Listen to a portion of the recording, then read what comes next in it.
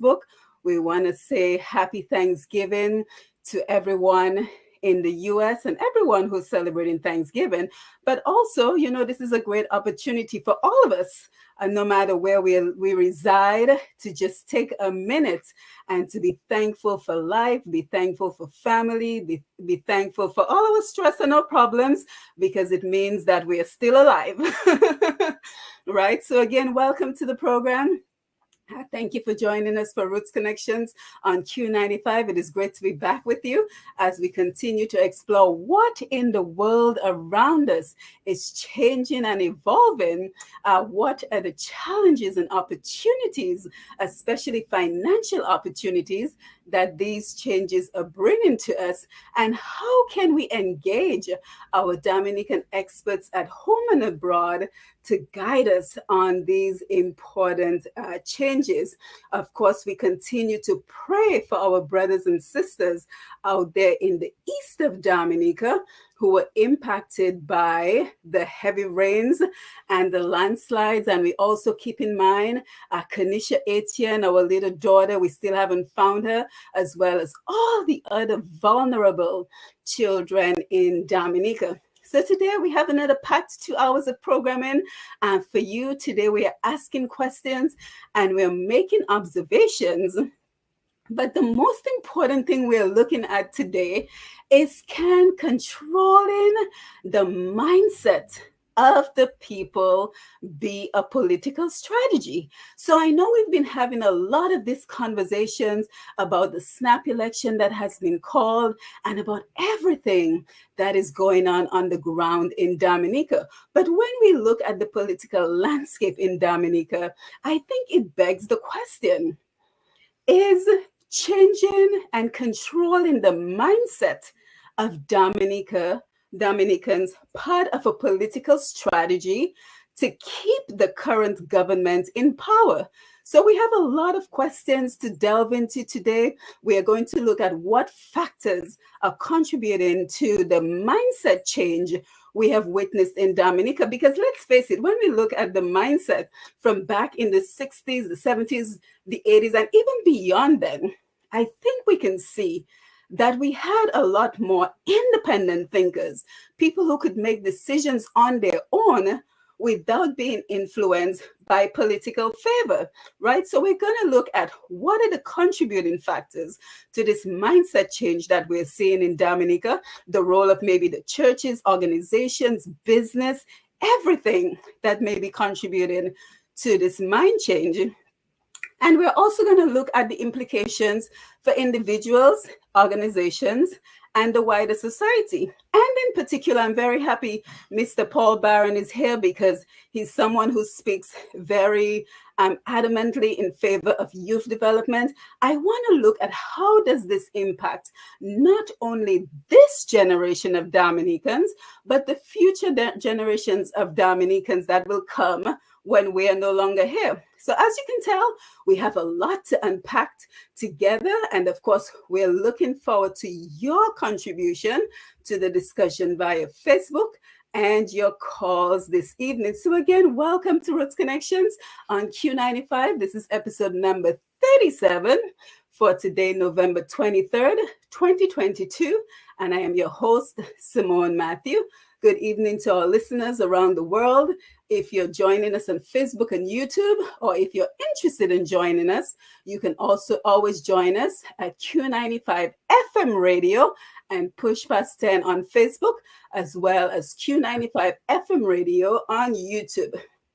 And don't forget, for the best in programming, you can check out Q95DA.com anytime. So the best in current programming, as well as any episodes of our programs you may have missed. So for example, last program, we looked at beyond peeling fig and dashing, how we can take advantage of advances in agriculture, such as agro-processing. So we're very happy. We're happy that our panel has taken some time out of their busy schedule to join us and to make a contribution to our program.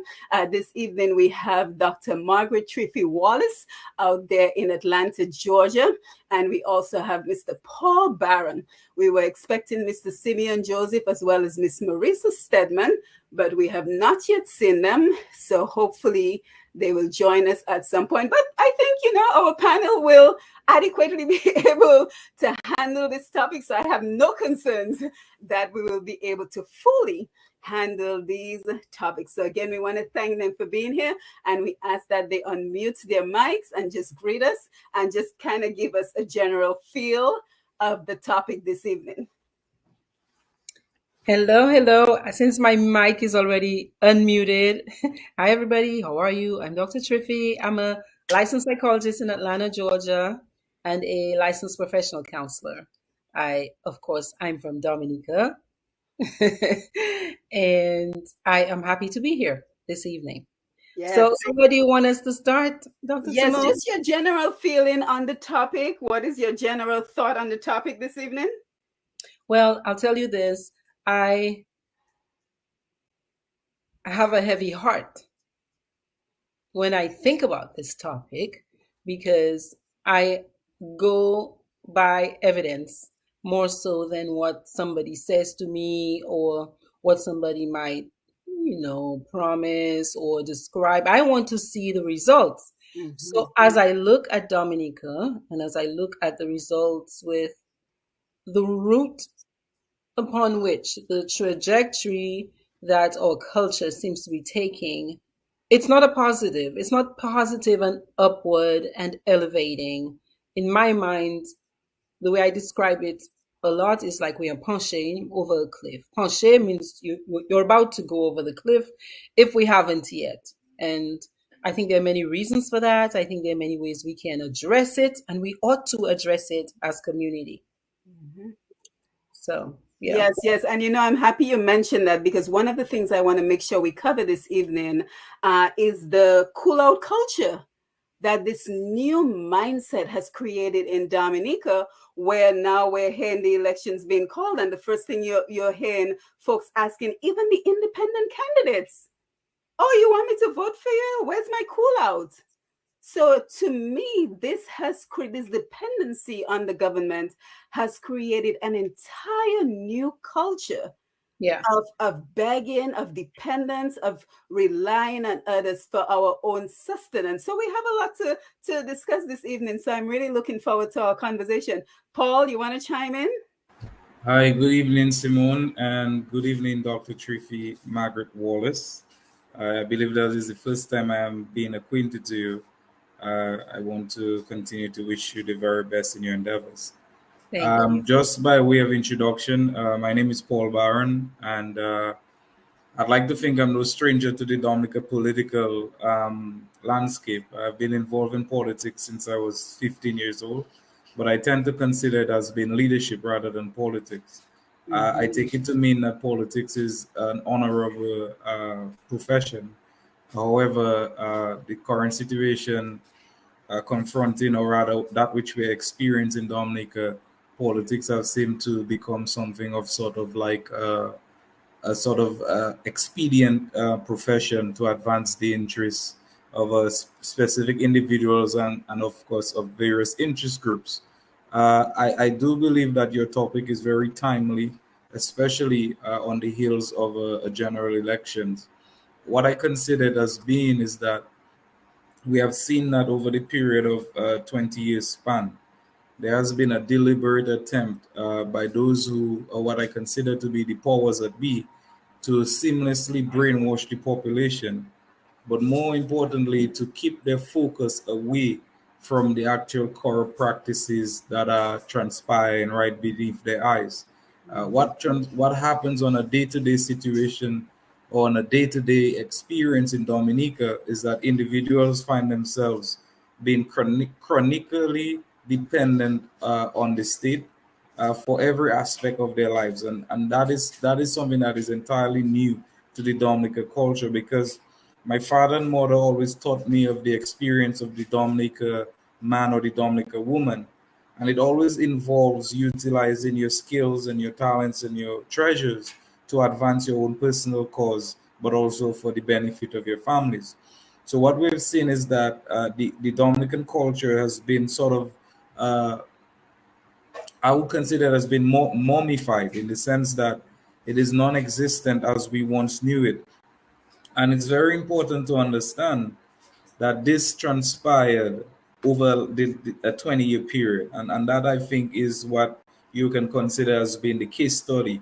You can weigh Dominica's experience before, when you, forgive me, no offense intended, but when you were born in the 70s, the 60s, and the 80s, you know that the experience that you would have had is vastly different now.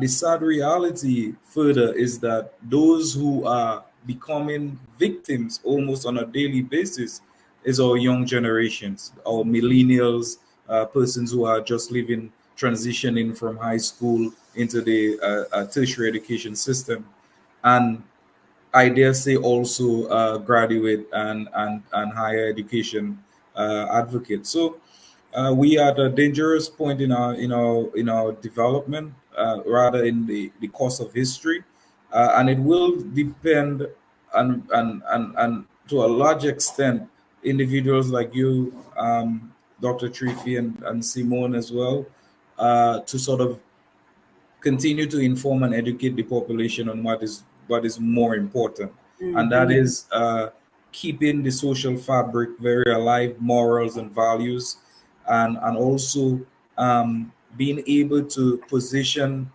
and to sort of uh, groom and mentor the younger generation so that we can not repeat these mistakes anymore. But more importantly, we can place the next generation on a greater, better trajectory. So that's Yes. how I feel about it. Yes, yes. Thank you very much, Paul. So I can tell we have a lot to unpack today. And I think we've been making these observations for a while now. I think we've been witnessing Yes. the change in mindset. But the question, I want to dig a little deeper into this conversation. So I think we've been making the observations. We've been talking about the observations, but I want to dig a little deeper, and I want to consider whether we think that this is a political strategy, right? So I want to know, for example, if the fact that Dominicans are now dependent on the government for just about every aspect of their life, is that a political strategy? Is that done intentionally so that folks have no other choice? Because if I'm paying your rent, if I'm putting food on your table, if I am sending your children to school, if I'm giving you a house to stay in, do you really have a choice but to vote me back into government? So I want us to take a deeper look into this. And Dr. Triphi, I know you're ready to jump in, but let me just go ahead and thank a few more people, and then we're going to jump right into the conversation. So, of course, we're grateful for Mr. G and the Q95 family for the opportunity to come together every second and fourth Wednesday as we tap into the human resources of our experts, and we discuss topics of national and personal importance. And we also take that first step in reversing the brain drain, bringing all our talents and all our skills back to our beautiful island, Dominica, virtually. Of course, we thank Lambi on the console, and we also thank Mr. Sherwin Norris, as well as DJ Shan, who are working in the background. So again, we are back to the question, are we, number one, witnessing a change in mindset in Dominica? What is the evidence?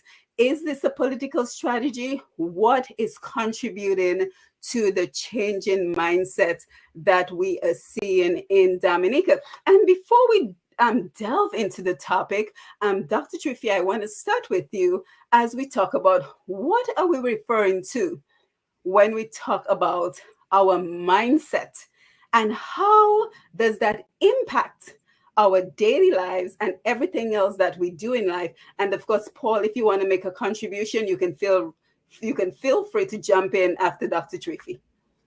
So mindset is your core beliefs about yourself, your core beliefs about life.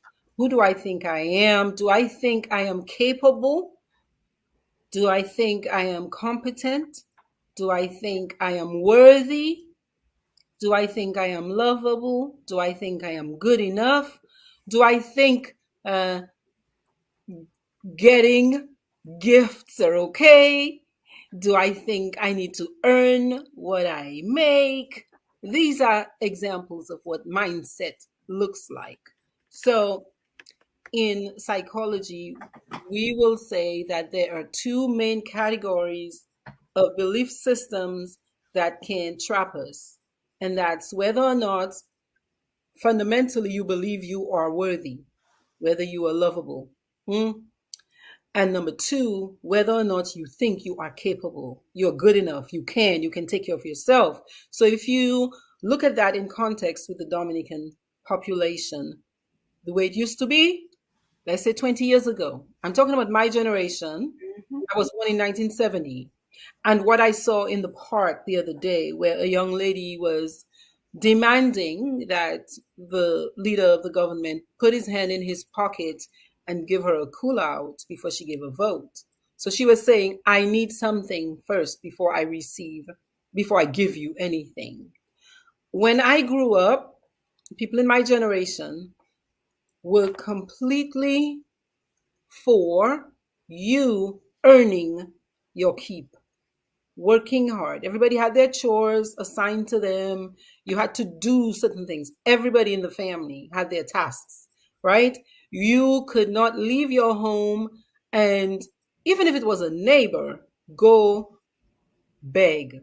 Begging was frowned upon to such a degree that even if you were hungry and you had gone over to your neighbor's home, your parents would say to you, even if your stomach is making puke, it's like the rumbling of your belly, even if your stomach is rumbling, say no and wait to come home. And Dr. Triphi, let me chime in just for a second. And Paul, you can chime in as well as we go along.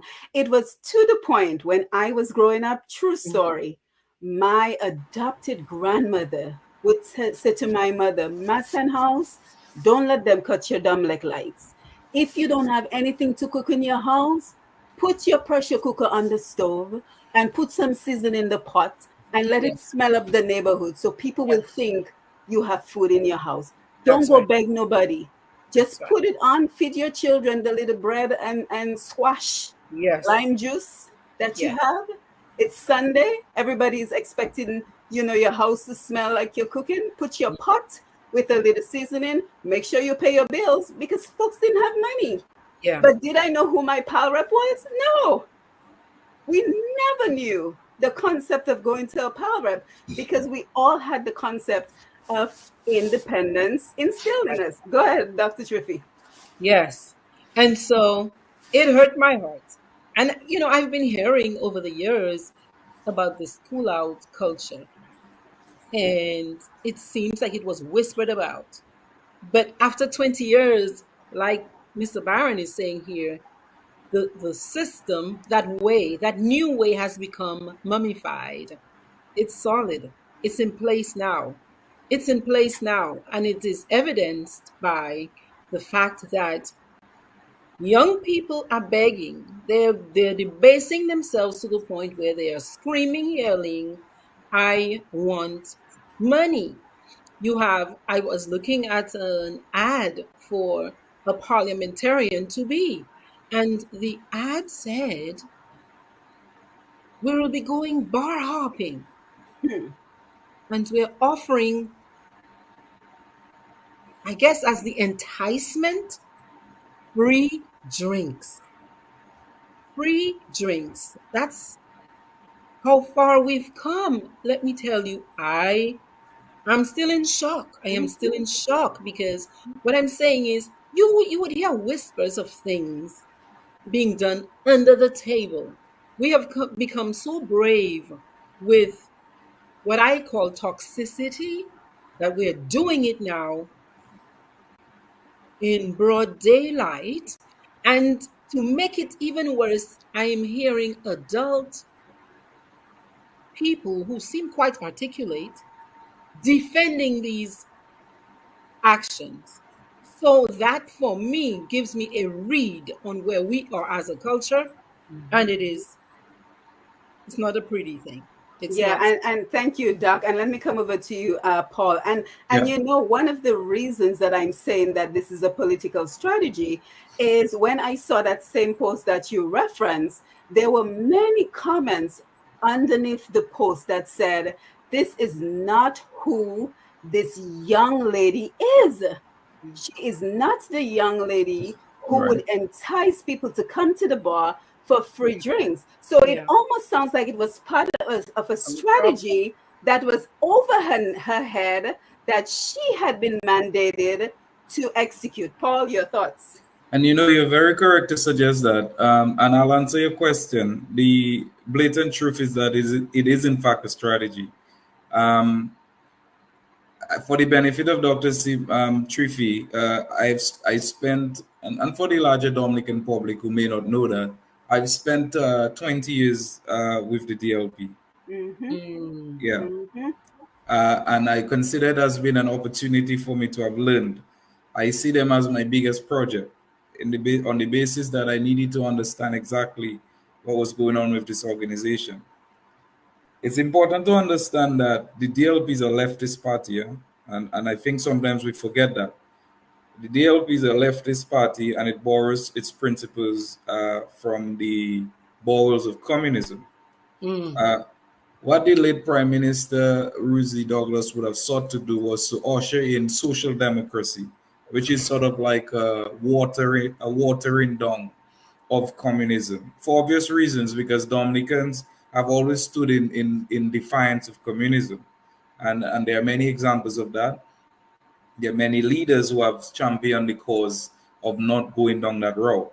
It's important to understand the basic principle of show me your friends and I'll tell you who you are.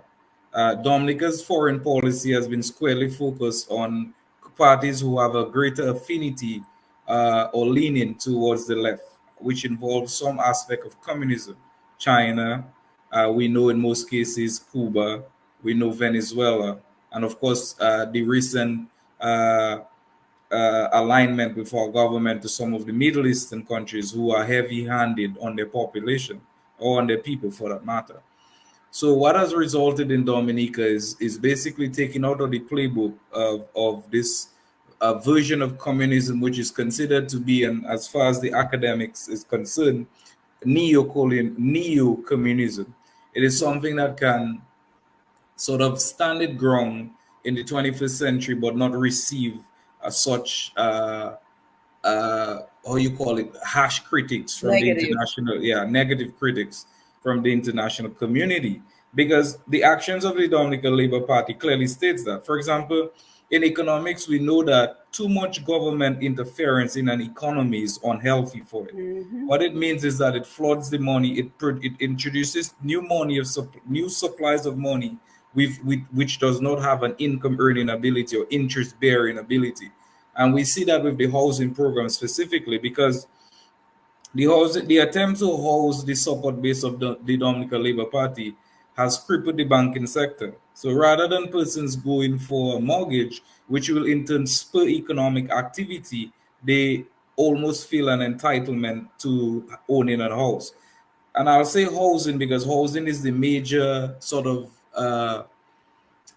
what I consider as being like what lowers the population, because one thing the DLP uses skillfully as well is its propaganda machinery, which is very endemic to communism as well. Mhm. What it means is that it glorifies the leader, so the leaders seem to be a supreme, almost sort of like a demigod, for lack of a better way of putting it.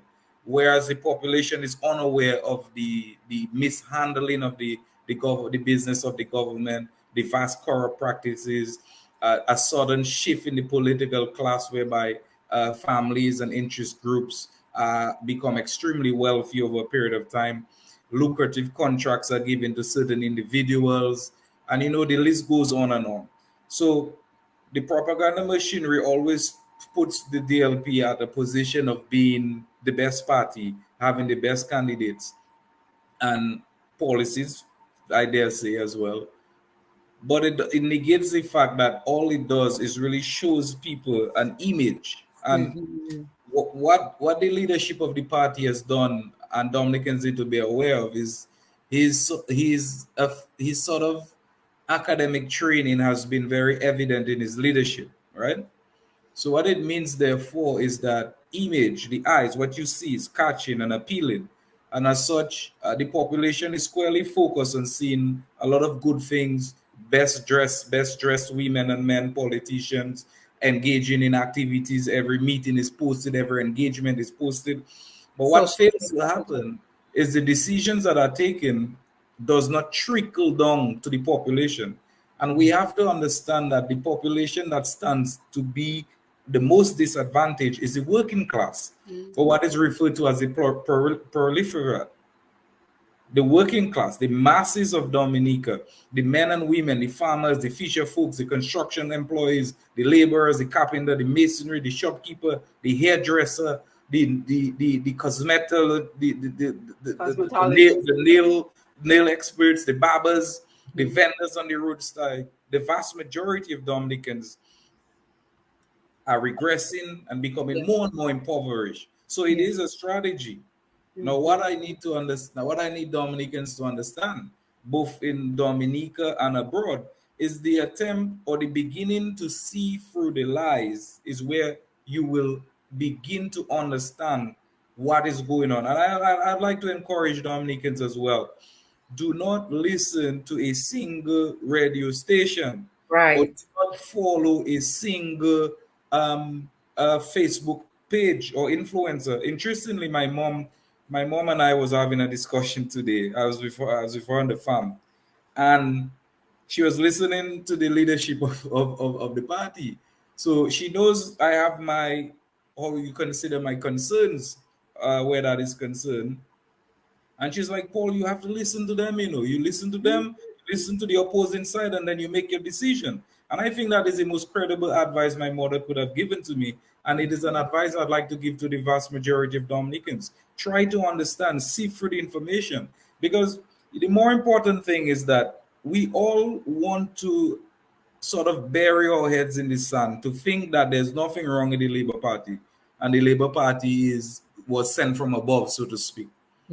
But when we face the music is when we dip our hand in our pocket and cannot buy a proper pound of chicken, or cannot make a meal, or our child is in need of something and cannot give it to them. We cannot gift our relatives and families on their birthday party.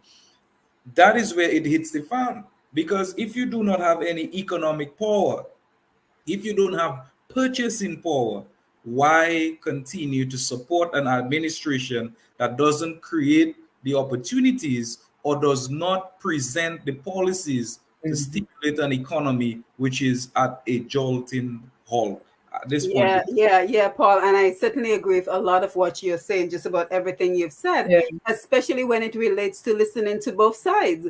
Because, I've just been sitting back and just making some observations and just looking and seeing.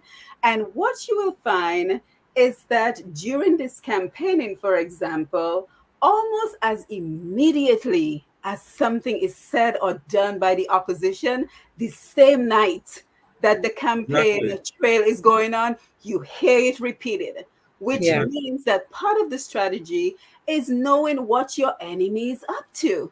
And then I also like, Dr. Triphi, I'm coming to you. I also like that you mentioned that propaganda machine.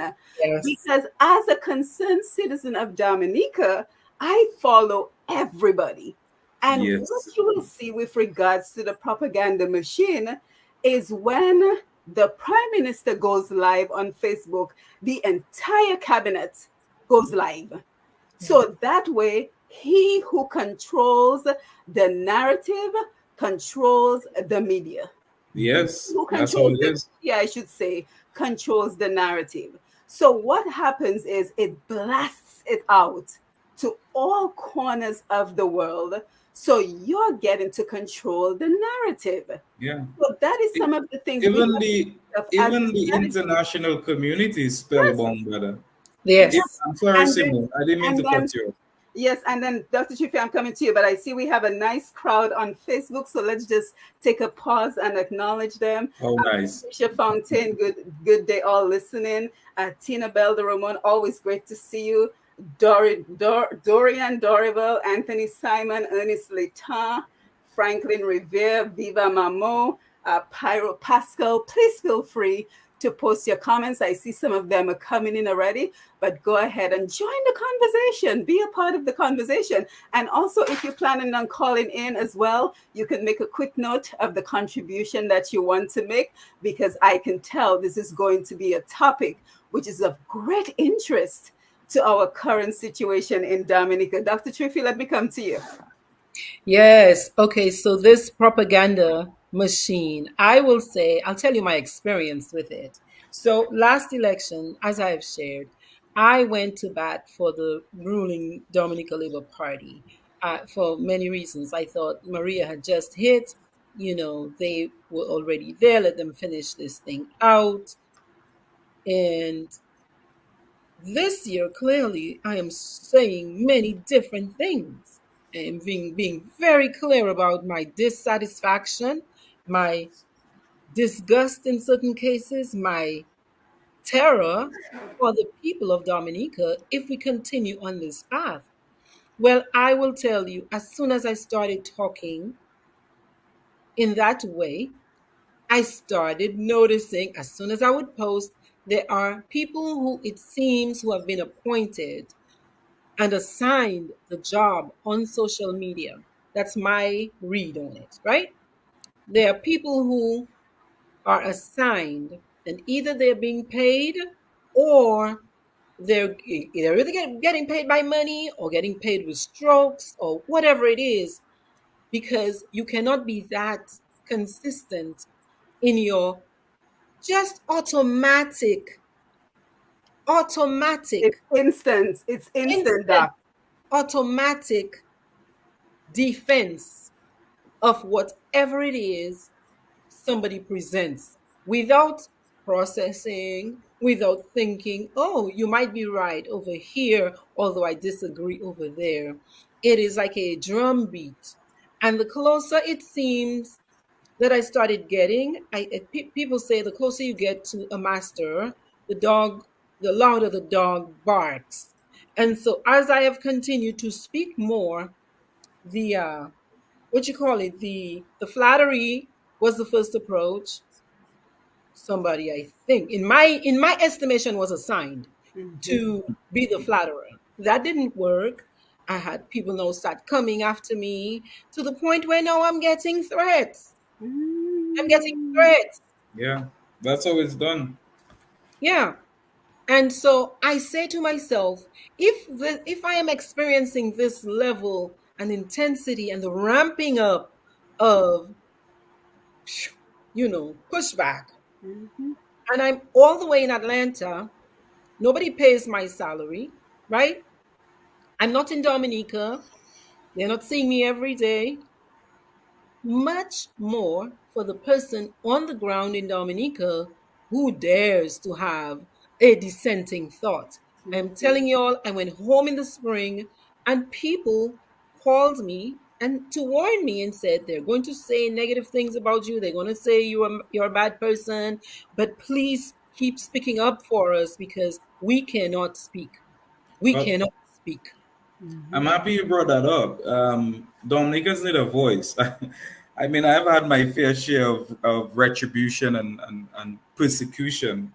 When I think 2 years ago, when I had officially made it public to the Dominican society, that I was no longer that the policies and the values of the Dominican Labour Party is no longer consistent with my own internal system, which is driven by faith, as I think Exactly.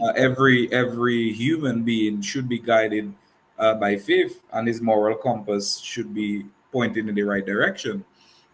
But the level of victimization that occurs, I mean, it's people are afraid. Right now, the Dominican Labour Party is systematically reaching to its support base. And one of its support base is the National Employment Program, which is a voluminous sort of attempt to engage person. But I must say, with respect to the benefits that are accrued, is really minimal. You're asking somebody to survive on $550 in some cases, and that part of the program is the largest. The Dominica Labour Party currently is seeking to meet with the groupings and subgroupings of that faction or that segment of the National Employment Program. And one of the things they're saying, silently or loudly or diplomatically, they're saying that if you don't vote for me, you're fired. Now, if you have a mother who has children, a man who has a responsibility to his family first before himself, the right to vote was fought on fiercely by our forefathers. People died and shed blood for these things. Universal suffrage is the right to vote, but to make a sober decision to vote. Someone should not vote under pressure of being held by the gun. And because of that, Dominicans and I really it breaks my heart to have learned that. You're telling the NEP workers that if you don't vote for me, you're fired. Okay? Now, I find the Labour Party to be at its weakest when it feels it is at its strongest. And I'll tell you why. You would have been in party, you'd have been in power for about 5 election cycles right now. You're supposed to have a report card which is unquestionable, right? But why this forcing and why this fighting and this mass campaigning? Really, for what? Your opponents couldn't, I would think, if I was in that position, would not dare challenge an incumbent if it was at its strongest. And Dominicans need to understand that. There is no need for this mass campaigning and wasting of public funds in this election treating and election bribing. And so I hope that Dominicans will see this election as an opportunity to wake up. We will have more election cycles, and there are those among us who I believe will be called, But currently, the situation confronting Dominicans is an attempt to hijack the government. And Paul, you are so right on track, because you just made the very important point of why we need electoral reform, because a vote is a sacred responsibility, right? So immediately it begs the question, how do you know who I voted for? Precisely. Exactly. But that in itself is corruption. Exactly. Because my vote is supposed to be only between me and, God who sees everything. It's a sacred vote. But it begs the question, why do you even know? How can you know who I voted for, right? And the fact that you're willing to fire people because it's really unfortunate. They didn't vote for you. And really Paul, I'm also happy that you're here with us, because something else that comes to mind, if you don't mind sharing, is why did you leave the Labour Party? Yeah, that's a very good one. that's a question I love answering. You're here with us. You can see my obvious enthusiasm. My decision to leave the Labour Party was made 10 years before I actually left it, right? And I was having a conversation with my father, my beloved father, who is in the heavens, I would imagine. And we were looking at the Dominica experience. So I was telling him to share with me the different time periods that political parties would have led. Dating way back to Mr. Seraphin, the Dominica Freedom Party, the United Workers Party, and of course the DLP. And he was pointing to the fact that the governments of the past made it their priority to develop the country based obviously on its natural resource, which is by far and large arable lands and a wide overpowering supply of water. So he told me that agriculture was at the forefront of our national development thrust. And I thought at that point to be obviously true, because we are surrounded by land. And he also told me that there was a lot of integrity in public office.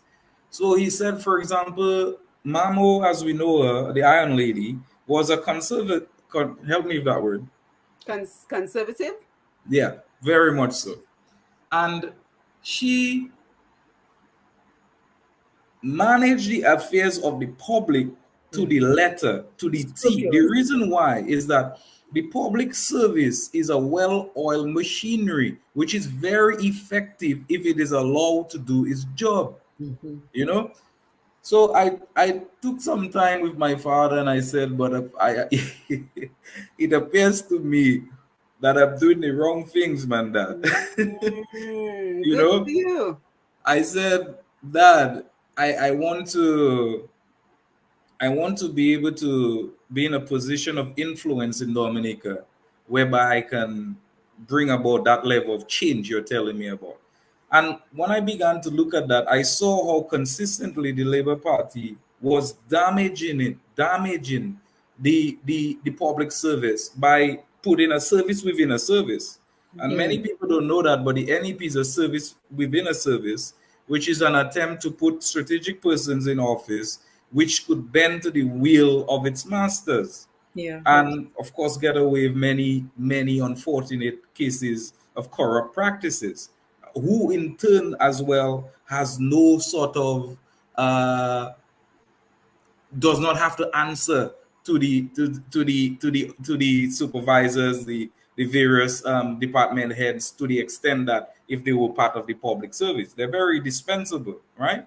So when I began to understand those things, and I had a very one-on-one conversation with the leadership of the party, and I also had a conversation with the incumbent in the Salibia constituency, and I said to myself that I'm no longer I will no longer follow you, along this path. And I made that decision, and I've never regretted it. Of course, I had to transition, obviously, because I have my family, and I also had my priorities in terms of launching my company and all those things. So timing was also very critical, but I found the most I created the perfect time by which I will transition. And now my responsibility, of course, is to search out avenues whereby I can continue to speak to the nation on that basis, but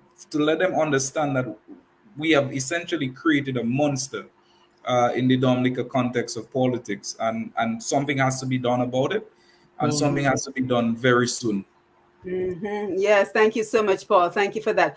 Doc, I want to come to you, but we have a nice audience on the Facebook Live, so we want to just say good evening. And if you're just joining us on the radio as well, welcome aboard. So what we are talking about, if you're just joining us, is there a political strategy in place to change and control the mindset, the thought process of Dominicans, to keep them dependent on the current ruling party in Dominica, to ensure that they keep voting in the same party over and over again. So we're going to take your calls at the top of the hour. We're also going to take your Facebook Live posts at the top of the hour as well. So keep your comments coming in. I see they're coming in quite nicely. So keep your comments coming in, because we want you to be a part of the conversation as well. So Doc, let me come to you. And then what I want to do this evening as well is a little bit of a comparative analysis. So let us look at that mindset that we're talking about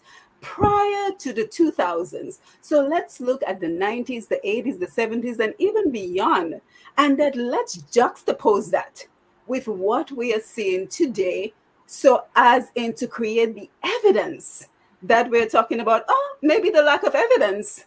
Maybe this is just in our head, right? So let's put the information out there so that our audience can make the decision as to if this is in fact what we are observing. So Doc, I know you have a lot to say, so let me come to you.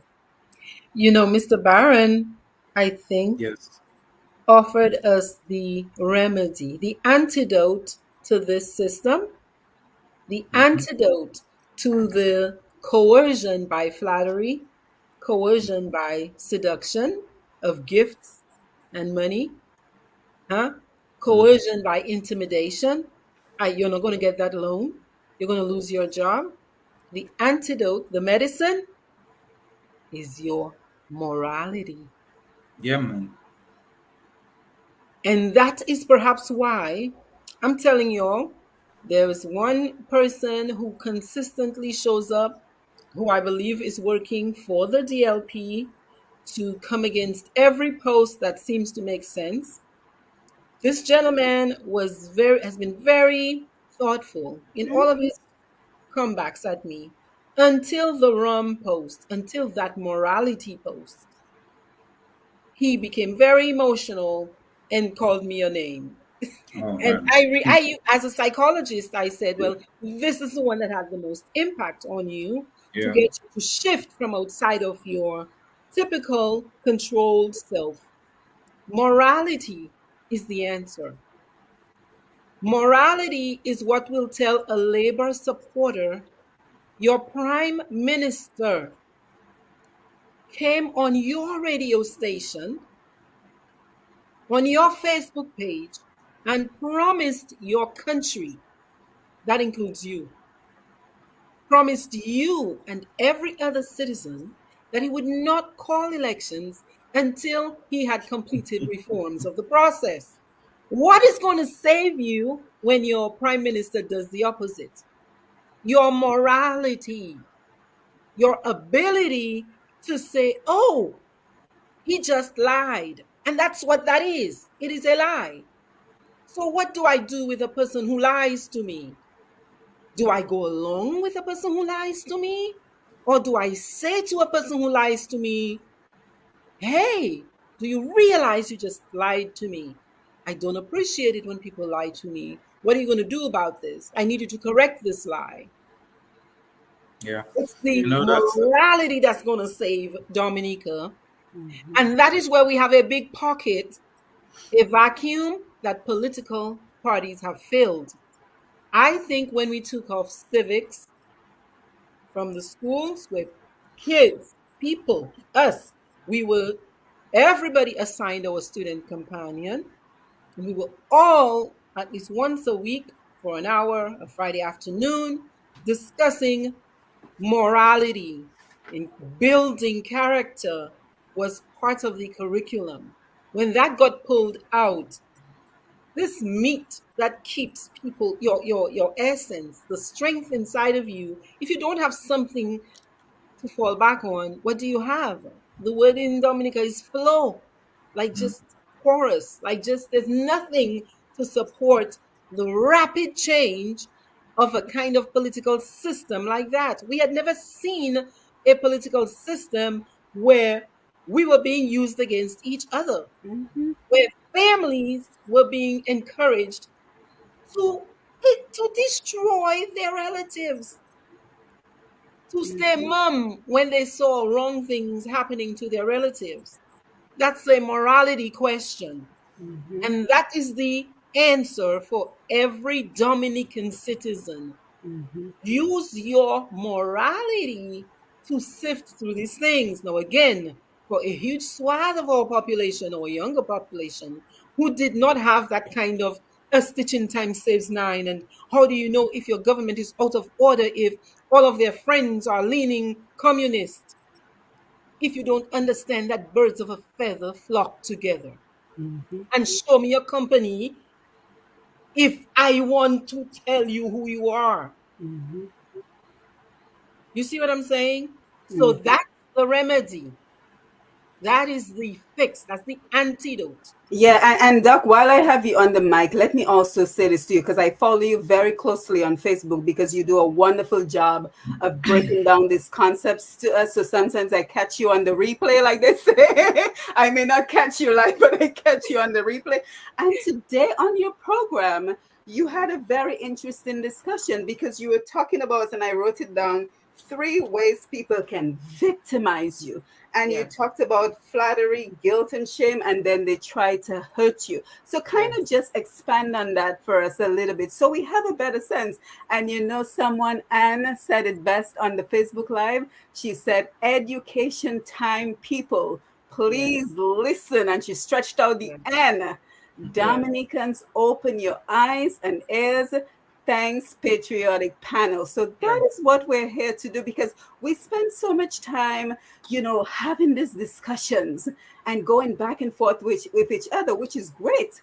But are we taking some time to dig deeper, to look at the strategy that is behind everything that we're seeing? Because I don't think we can fully comprehend and combat what is going on until we get a full understanding of what we're dealing with. So, Doc, the 3 ways people can victimize you.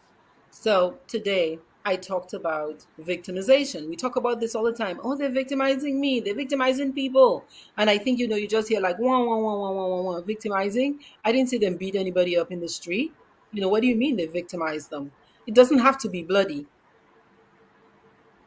If I have all of this power and I see you, this vulnerable citizen, we have many vulnerable citizens who have not spent time strengthening their moral center, or who might just be very trusting. A lot of our people are very trusting. And I think we think people have our best interests at heart for the most part. So you have somebody with power coming to you and flattering you and telling you, man, you're the best at this. You are the perfect person for this, whatever, to do this for me. Man, I think you could be the guy who rounds up all the people in St. Thomas and tell them to come down to Dominica. And let me chime in, Doc, because do you think that is what is happening with all the young people? Paul, you can jump in as well. Do you think flattery is what is happening with all the young people we're seeing on the political platform now? That's the first line of defense. That's the first attack. Go ahead. Yes, Paul, let's hear your thoughts. Doc, I'm coming back to you. Yes. Just rephrase the question for me again. No, I'm saying, do you think it's flattery that we're seeing in terms of all the young people we're now seeing on the political platforms? Well, I would think so, but Aristotle was a well-known philosopher, and I'm not sure if many Dominicans would know who Aristotle is. But people like Aristotle and Plato and Socrates, they basically paved the way for morality where the human race is concerned. And one of the things that Aristotle advises against is politics is not for a young mind. Yes, and I've read a lot of his work. In fact, I remember when I had picked an interest with respect to the political arena, and I remember at that time I was advised that I was too young.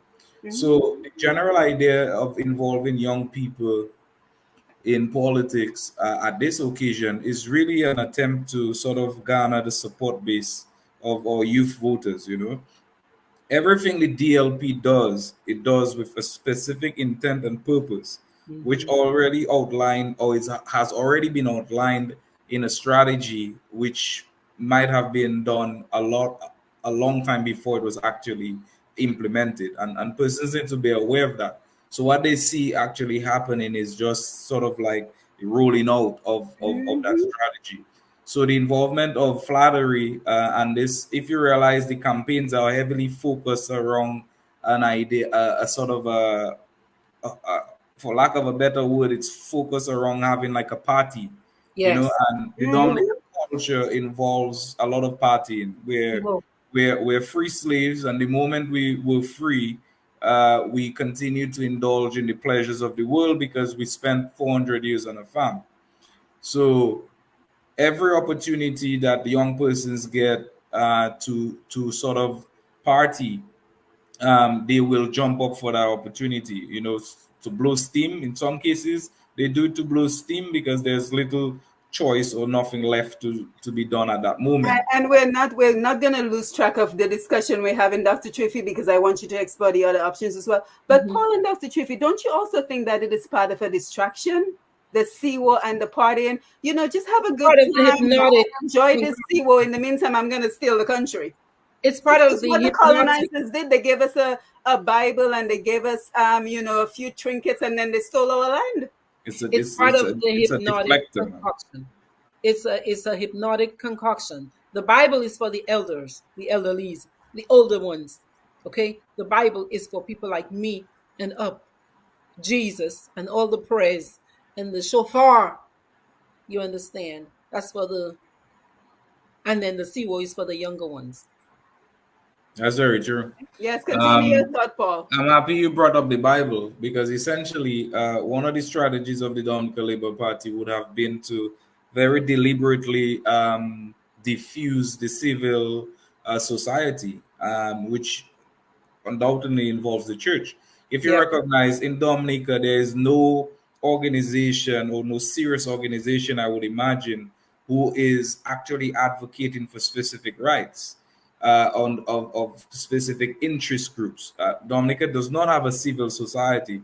I remember when I was president of the NYC, I had used that platform with every purpose to highlight matters that were of concern to young people and to bring the issues of young people to the powers that be.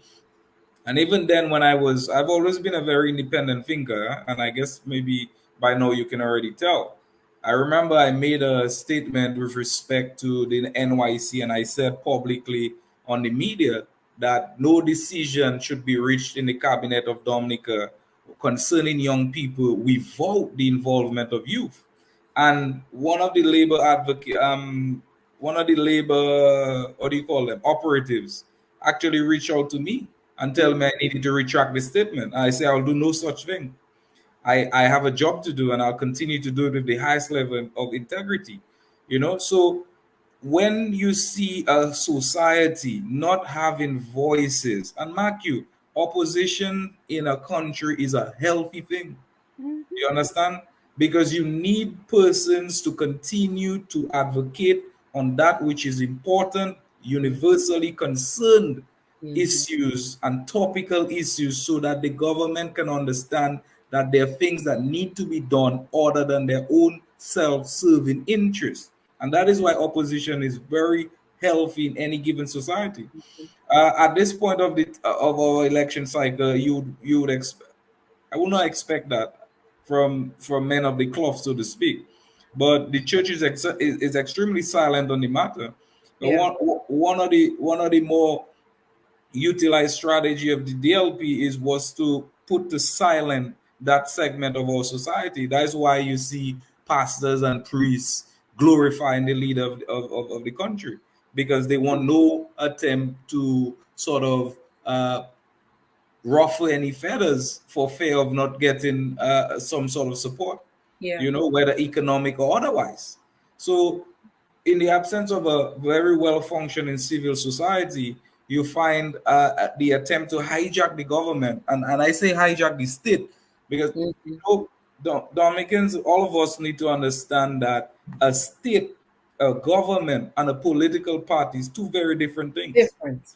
A political party who wins is given the responsibility to govern the affairs of the state. That is the business of the public. But when you have a situation where the political party assumes that they're the government, then you have a problem. You're a legislator, which means that you have to put in place laws and policies to create the enabling environments for society, for communities to thrive. But you're not the government. You understand? And people need to understand that. Yeah, thank you. And Doc, I don't want to lose track of the discussion. So thank you very much, Paul, for this great contribution. So we talked about flattery, right? Yes. So that is the first step in victimization. Then you talked about guilt and shame. So when flattery doesn't work, we take it to the next level. So let's talk about the next level. We go to guilt and shame. Who do you think you are? Why are you talking about this? I've had calls? People have called me. What happened to you? Are you okay? I never heard you use bad words before. Yes. Guilt. That's quite familiar. Yes. Right. That's very familiar. Right? Yes. Yes. And the thing again now, if the answer and the antidote is morality, as an individual, you have to have already worked out who you are and what you're about. So you have to already anticipate those things coming at you and to already know you have your posture because you have worked this thing out with your divine source. Yeah. And even before you go to the next step, Doc, and sometimes we feel that everyone is a victim to what is going on in Dominica, but there are people who are standing on their morals. We That's have a right. former Yes, neighbor. yes. We Hmm. have a former neighbor. She is in desperate need to help to fix her home, to help to, give more energy to her business. And she Mhm. keeps telling my mother, I will never go to a PAL rep. And people keep telling her, oh, just go to your PAL rep, they'll help you. Oh, just go to Prime Minister Skerritt, he will help you. And she is adamant because she stands on her moral footing. Yes. He says, I will not go and beg anyone for a favor. I will live with what I have. And if my Heavenly Father sees it fit to open up other opportunities for me, I will gladly accept it. Amen. So I just Yes. want us to keep in mind that not everyone in Dominica is bending to the will of this politics That's that right. is going on in this country. But let's take the next step that you talked about where they try to hurt you. So Yeah. we're looking at victimization, the process of victimization. So first we talked about flattery. They will Yes. try to butter you up, like we Yes. would say, tell you, oh, you're the best for the job. Yeah. But in the meantime, it is geared towards their favor. Yeah. When flattery doesn't work, we talked about guilt and shame. Who do you think you are? You Mhm. shouldn't be speaking about the government. And Mhm. then the third one, they will try to hurt you. The third one is actual threats, which are for me either veiled or keep talking and see if I don't say such and such about you. Keep talking and see if you won't lose your job. Or, a lot of people have lost their jobs from talking. Why you better watch out. You better watch out. Why are you talking? Be careful. Aren't you afraid? You Yeah, see, and then the then the next actual threats. Yeah, and then the next With step you with look at. that, the next step with that is if you're not in Dominica, they can potentially threaten your family. Exactly. You know, Exactly. you made a point I wanted to chime in on, Yes, go ahead. Dr. Simone. It is the whole question of go to your power. Yeah. Now, Dominicans need to understand that the slate of candidates who assume the position of power rep under the DLP led government is by far the most powerless candidates who then become ministers Mm. and senators in the entire political history of the Commonwealth of Dominica. In actual fact, what transpires is that PAREVs are seemingly supposed to address our concerns and our needs at a community level, take it up to the higher authority with the hope of getting some assistance. That does not happen to any great degree, neither is it expedited fast enough to alleviate the poverty that persons are associated with in the Commonwealth of Dominica. As in the So case of usually Portsmouth. what happens is somebody would go to their parrot routinely, but the parrot, even though he holds a ministry Mm. which with having some form of influence, but more importantly, representing thousands of people, is unable to reach a decision that he could change the life of of a resident of his community in a sort of timely manner, which allows for the persons to feel relieved from the economic or social pressure. Everything that transpires must stop with the leadership of the Dominica Labour Party. And that's how it does. Yeah, You, yeah, and when you hear the prime minister talk about the parents are not answering their phones, well, no wonder they're not that's answering their phones, ridiculous. and they're docking everybody. It's overwhelming. If you have thousands of constituents and they're all calling to beg for their daily bread, I would stop answering the phone too, because first of all, there's nothing you can really do to sustain people month after month after month. You can't give Yeah. hands out month after month after month. The red clinic is closed, Well, right? of course it So, is so, because so, so it's I would stop overwhelming. answering the phone because I can't help you. Yeah. Even where the NEP is concerned. For example, if somebody in Granby say they want a job on the NEP, it doesn't happen in any sort of expedient manner because a list must be drawn up. First of all, a list must be drawn up in Dominica. In the Kalinago territory, we're very we're very familiar with the question of lists. And I don't say that jokingly, but I say that just so that I can bring some level of, light on the matter. So in the Kalinago territory, we are familiar with lists. We always hear about lists. Your name on the list, your name not on the list. So in most cases, a list is always drawn up. And when that list is drawn up, it has to go to the cabinet of Dominica. And when it does, it must be vetted. Anyone who seemed to be not in favor with the ruling party will not get a job. Anybody who is not expedient will not get a job. Anybody who does not maybe offer some tangible benefit, and I dare say in most cases involving their own selves, will not get a job. You know, so it's a very barbaric system. And I stood for a while, and you know, I had to go to the dear Lord because I felt just like Paul, the apostle, when he was persecuting the Christians and not realizing that which he was doing was bad until the Holy Spirit revealed itself to him and he had a change of heart. And I felt like that because I would have led thousands of Dominicans to the fold of the Labour Party. I've worked with all the powers dating back to Mr. Grano Senior, well, Junior rather. And, you know, in a large part, the people of the Kalinago territory at Kingston and Teresa always saw the fact that I was involved in the party and the political process, that, you know, they saw someone that they could rally their support behind.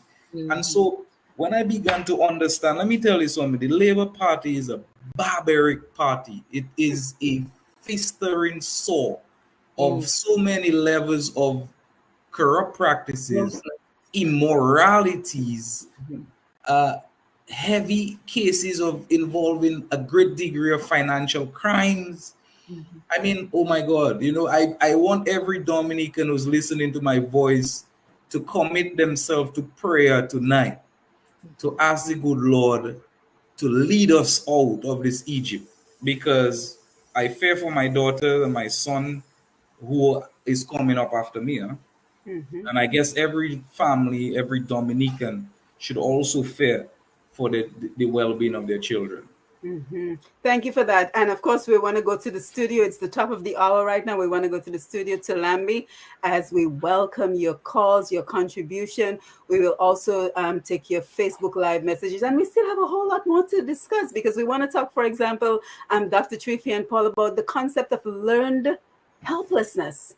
So what is that? What are we talking about when we talk about learned helplessness? So we're breaking down the political strategy that is keeping our people in Dominica voting for the same political party over and over and over again. And we can see, and I think we see it more as outsiders, that this is not really advancing Dominica in any significant way. We're very stagnant. I was in Dominica in June, and you literally feel stagnant.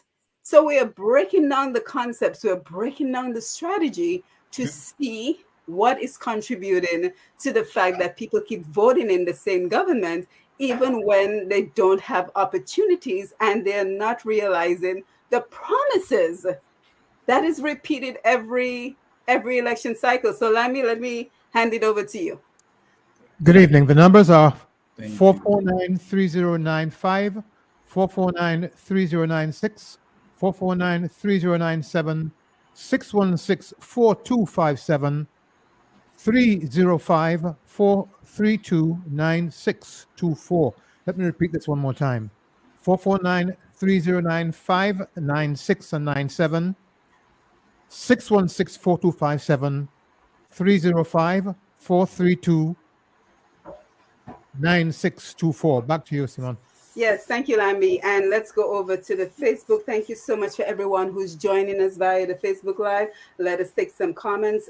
Dorian says, good night, greetings to all. Hope all is well, and everyone hoping to learn from what we'll be discussing tonight from the panel. Good evening to my mom, Mrs. Medina Senhouse. I see that you're locked in. Ernest Later, always great to see you.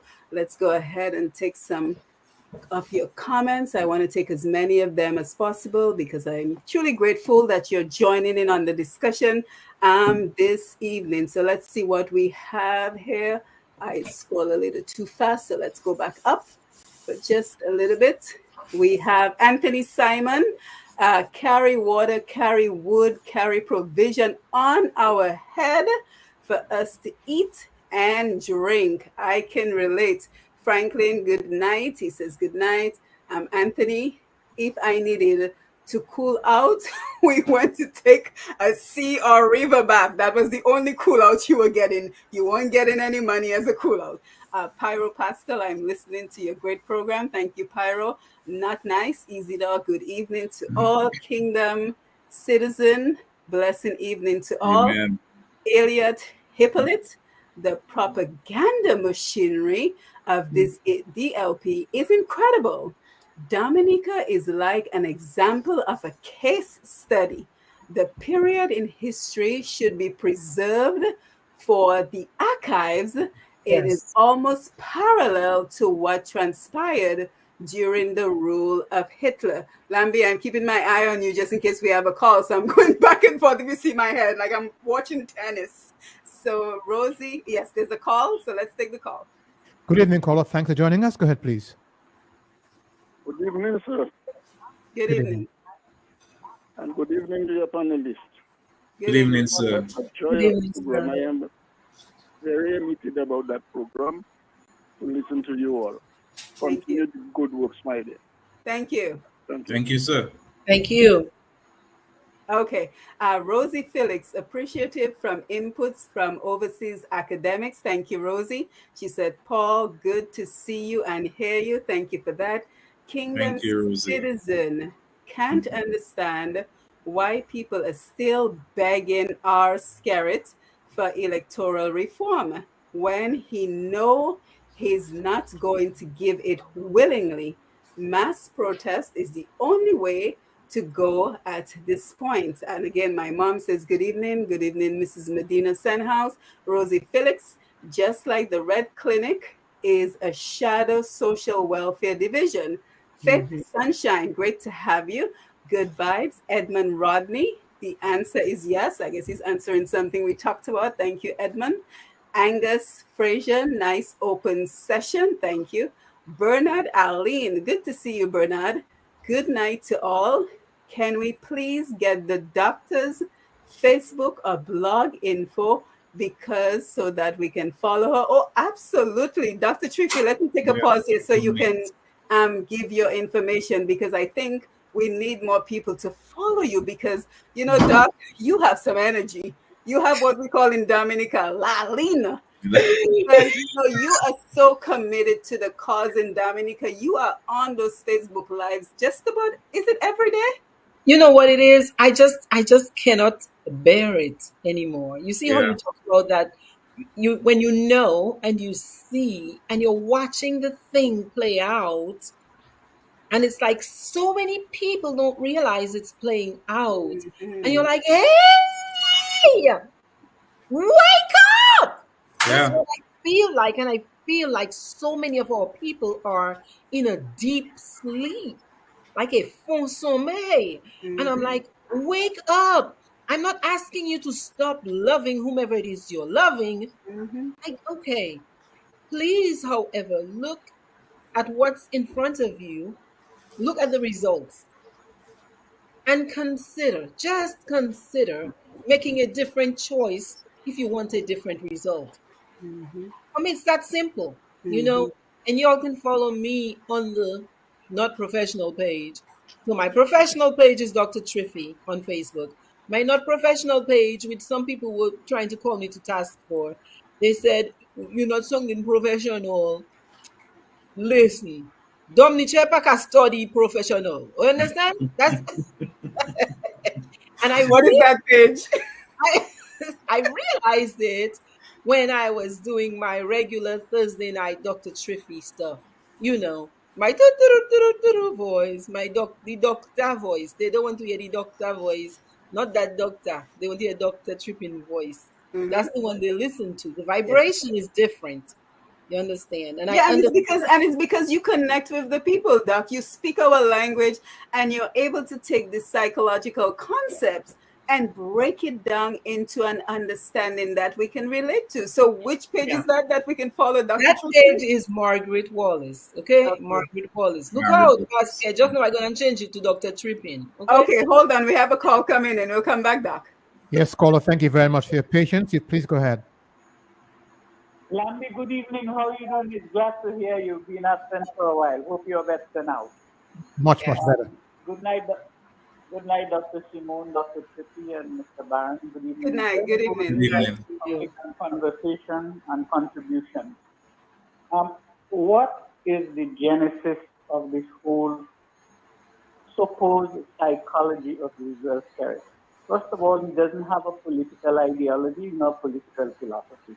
Those are beyond his little brain to contemplate or even describe. His thing was simply there. There was a problem with people in the rural areas living comfortably. They were very independent, extremely independent. They had no mortgages, they had no car notes, they educated their children from their farm. So the first thing of socialism plus communism is to divide the society into rich and poor and create confusion. The best way you can control people is to remove their independence, make them dependent on the state providing them with whatever they need. They don't have to work. But they don't realize in the process they are surrendering themselves because the state now owns you. The state decides when you eat, how you eat, and they even know when you should go to the bathroom because if they don't give you food, they know you can go to the bathroom. So after they have done that, the first thing they destroyed the productive sector. So people didn't have work. Then they turned the welfare department into a red clinic. Mm-hmm. And if your baby was sick, you had to go get a FENSIP. You went to the prime minister, and not even a regular minister, no longer the welfare department. You went to the prime minister. You needed burying a dead, you went to the prime minister. Anything happened, you knock your toe, you had to go to. So they reduced the people to this dependency. As a result, those young persons under 36 years of age have no idea of what governance in Dominica looked like prior to the arrival of Skerrit. If you ask any one of them now who is the minister of any particular ministry, they have no idea. And so those are the people, after they destroy the independence of the parents to provide for their children and themselves, they now take over, where mothers had to facilitate some of these people at their home so that the children could probably get maybe a scholarship, maybe to buy some sugar, maybe to buy something. And this is what has happened. And then to add insult to injury, he twinned the Dominica Labour Party with the Chinese Communist Party. He didn't just, he twinned it. In other words, the Dominica Labour Party and the Chinese Communist Party one and the same. And this is part of the problem, whereas the Labour Party had a philosophy, all shall eat. Skerrit's new motto is, some shall eat all. And this, herein lies the problem. And the most significant contributor to that factor are two areas. The Constitution that he inherited because they never anticipated someone like Roosevelt Skerrit coming to power. And secondly, our judicial system facilitated Skerrit in the process of dehumanizing Dominicans and turning them into, I don't know if you all recall the story of one of these German generals that defeathered a chicken, totally defeathered the chicken, and then have the chicken walking behind him and dropping grains of rice as he goes. The chicken is defeathered in pain, you know, but it's following him there for the grain of rice. And this is what has been done to our young people who are all unemployed. They are unemployed, they don't have jobs. Even yes, thank you for your contribution. Yes, we have another call coming in. Good evening, caller. Thanks for coming. Go ahead, please. Hello. Hi. Good evening. Good evening. Good evening, sir. Yeah, let me just say that I'm thoroughly enjoying the program, Dr. Mathieu and your guest. Thank you. And, you know, the topics that you guys are discussing are so important. And as you were discussing it, I was thinking about the reality that I got, you know, in 2014 as a candidate. And I remember talking to a young man in my constituency and trying to impress him about the good old days of the village when we used to work hard, go to the garden before school and carry our water and so on, how, it took me somewhere. And then he looked at me straight in the eye and said, I don't have to do that. My mom can always go to the Prime Minister. And that was one of the most shocking moments of my life, because at that point I realized that Dominica was in deep trouble, that we potentially could lose an entire generation of young people because they were not being encouraged to work hard, they were not being encouraged to go to school, they were not being encouraged to do things that we knew and we valued as young people. And I realized that the country was in trouble. But we don't have to look at the situation in Venezuela, for example, where we have very similar situation to what exists in Dominica today. This question of dependency, Chavez built homes for people. He basically told people they don't have to work, they can depend on the state for their every need. And we saw that experiment went drastically wrong. In the past couple of years, Venezuela has lost about 7 million people to migration. People have simply left because those same homes that they were given free of charge are now in disrepair. They are not working. They can fix it. They are not able to earn a living. There are no jobs, and they have sunk into despair. And I fear that we are approaching a very similar situation in Dominica. So I think it's a good thing to have a program like this because, and I'm hoping that it awakens that desire, in particular within our young people, to search for an alternative way, because the way that we are now, the track that we are now, is certainly not the way to go. I could say a lot more, but I just wanted to make that point about the dependency and really lend my voice to your very brilliant guest tonight. Yes. Thank you very much. Thank you, caller. And anyone who follows me and my family will tell you that is an example that I use over and over of that young boy who said to his mom, who said to our caller, I don't have to do all those things, school and all that stuff. My mom can just go beg the PAL rep or the prime. So I use that example all over because, like the caller said, I too was shocked to hear that story. So let me just take a couple more comments and then we will jump back into the discussion. Faith Sunshine, yes, dear, truth to power. Judith Cochran, great discussion. Elliot, the system has been carefully crafted to keep us against each other. That is a strategy of the incumbent and to keep its base. Thank you for that, Elliot. Rosie Felix, people get fired, penalized when they steal and cheat on the job, but celebrate their leader who does the same. Powerful. Unfortunately, let's hear from someone we haven't heard from before. Colson Shillingford, good evening, ladies and gentlemen. Good program. Thank you. Faith, yes, the young people on the new platform are being brainwashed and given the stick and the carrot mentality. Shabin Robin, good evening to all. I must say, great program. Take a bow and indeed learning. I'm glued. Thank you, Shabin. Carlson, that is what I'm saying too, because if you see the history of the past, it is very true. Young people in politics. Elliot, let's see what Elliot is saying.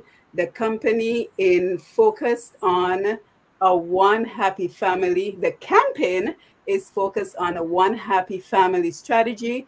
During the campaign period, people get numb and they get numb from their reality. Let me take that one more time. The campaign in focused on a one happy family strategy. During the campaign period, people get numbed from their reality. So we will come back. We will come back and take some more of your comments. And I want to thank you for posting your comments and for your phone calls. Doc and Paul, any comments on the comments? Any feedback you want to provide? I actually wanted to chime in on the caller the before the last with respect to the rural communities. I consider the privilege and the honor to to have been born in the 1980s. I was born in 1985. So for me, I had the experience of Dominica where it meant that rural communities literally drive the economy. And we're talking about farmers, we're talking about fisher folks, construction workers. There was a lot of activities happening back then, but it created a level of independence that the children are always very well fed. Parents will be able to educate their children, and a vast majority of Dominicans now, even occupying the public service, was actually trained because of the experience their families had raising them on the farm, and also the returns that was able to get from and the rewards that they got from farming. But when I took a closer look at the Dominica Labour Party and I looked at the Kalinango territory or the Salibe constituency as a case study, I saw that happening before my very eye, whereby the level of chronic dependence that was being created or the state of poverty, because there was a documentary that was done in Haiti, and it is called Poverty Inc. I'm not sure you can. It's probably on Netflix. It's on poverty. It's called Poverty Inc. And the situation that was created is that the population or segments of the population is deliberately kept poor as an opportunity to derive earnings from.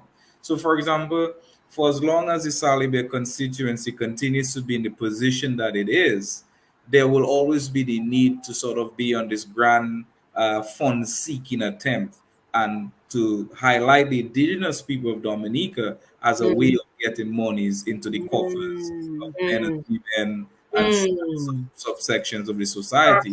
So when I looked at that, and I always see what's happening in the Salibe constituency vis-a-vis the rest of the country, because it appears that same model was then utilized, beta tried and tested in the Salibe constituency and then utilized in the rest of the island. So we have a situation where rural communities are extremely impoverished. I was speaking with a young man yesterday and he said, Paul, there are persons who are at rock bottom who may not have eaten a proper food in 2 to 3 days. And that is the reality in Dominica. This grandstanding and fanfare and blowing up of pictures indicating that homes were built. The responsibility of a government is to provide public goods to begin with. If you see a reasonable cause to provide housing for people, it is not a matter. It is not a matter to be utilized for any campaign and politicking and treating. If you're looking at helping people to come out of poverty and to enhance their livelihoods, let that be a matter between you and the good Lord. But you don't use that as an attempt to have sort of a whip on the larger population to indicate that your turn will come. Your turn will come. I mean, we have had situations in the Kalinago territory where people waited 20 years for a house to be built for them, And every Dominican should consider that. How long will it be? And you have to ask yourself the question, are you any better off today than you were before? So I'm really happy the caller shared that with respect to the rural community, because that is where the larger population of Dominicans are. Yeah. We're not in the urban centers. We're in the hills and the valleys. And that is where the pressure is real. Thank you. Yes. Thank you for that, Paul. Doc, let me come over for your feedback from the Facebook posts and the calls. And also let's jump into the concept of learned helplessness while we're at it. Because I don't think, without having this sort of conversations, I don't think we really know what is happening to us. So by putting the names out there, putting the concepts out there, I think it will give us a better understanding of what is being done to us on a psychological level that is keeping us in a state where we are dependent, but still supporting the people who keep us dependent. So your comments on the Facebook Live, and then let's jump into learned helplessness. The clock is never on our side with this program, so I have to keep my eye on the clock. Somebody, Wilworth Robin, is asking, is it possible to reverse that dependency mindset in our young adults at this stage of their life? That or was have we to focus on preschool and primary school? That's one of the points we're coming to. Look, I think the medicine, you got to go to the root of the tree if you're going to bear fruit that nuts. What they call it? You know, you used to have mango tree with worms in it. Avote. Avote. Oh, there's some mango tree, the mango. We had a mango long tree like that in our yard. This is Dr. Tripping just popping out every now and then, right? I mean, I grew up in cottage in the country, so we had tons of mango trees in the yard. But there was one that always bore wormed fruit, so that's the tree. You could never depend on that. Well, interestingly, Doctor, it is Yes, said that they said, do not be envious of doers, for a little longer they will be cut off. And the yes, real and the blatant truth is that in order to transform the situation in Dominica in any drastic way, as I yes. was indicating to somebody yesterday, it requires a tectonic shift, and It, it really involves cutting the tree. or you can look at it as water. Say you have a cup of water that's dirty, right? And if you want to, you can clean that water out, but you got to Right. put it under the faucet and let the pure, clean water pour itself into that cup for as long as it needs to clear out that dirty water. Eventually, you will Right. have clean water. Yeah. But that's what has to happen, because this is mental. And in psychology, we understand that the universe is mental. This is where we create from. So if this Right. is a wormed tree, the fruit is going to be wormed. So that's a swath of our generations or population that has to essentially just work its way out. And we will face many problems we didn't anticipate and we're not prepared for, because we've never had to deal with them before, like the 17 young people who have killed themselves and each other this year. That's the fruit. That's the wormed fruit.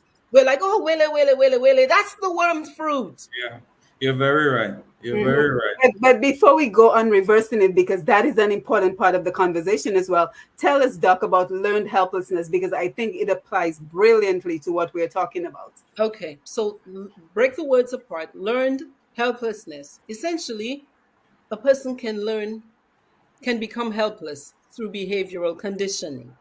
Okay, how does that happen? I think Dominica, as a collective, was ripe for that kind of system. Why? Because we were severely traumatized as a people.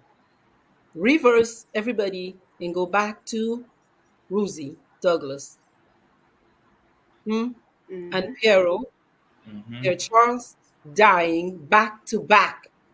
How often does the leader of any country die while they're serving? Usually they get over, right? And they die at a certain point, but they're not the figurehead of the country when they die. You had one die. How long was it between Rosie and Pierre Charles's death? Not long. So the collective had not even recovered or healed from that passing when the next one died. And there you have a young, dimpled, handsome Hope. And I know everybody was excited for the most part, right? Excited. Oh my God. Okay.